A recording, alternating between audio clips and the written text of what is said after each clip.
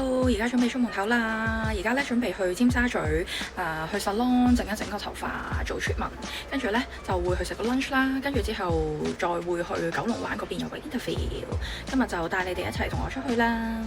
第一站咧就去咗尖沙咀嗰邊嘅一間 salon。最近香港天氣太反覆無常啦，搞到我個頭皮都有啲敏感。今日咧就嚟試下呢個舒緩頭皮嘅 treatment。第一步咧就會用呢個深海泥做一個深層清潔先。佢哋 product 咧全部都係天然有機嘅，非常之放心。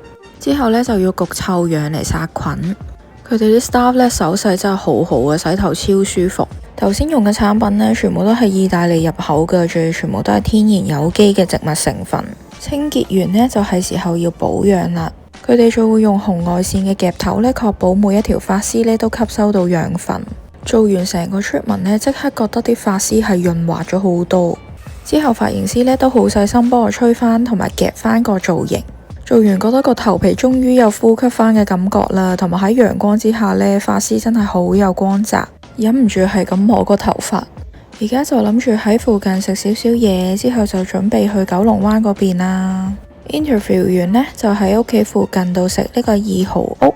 好，咁今日條片嚟到呢度差唔多啦，我哋下次再見。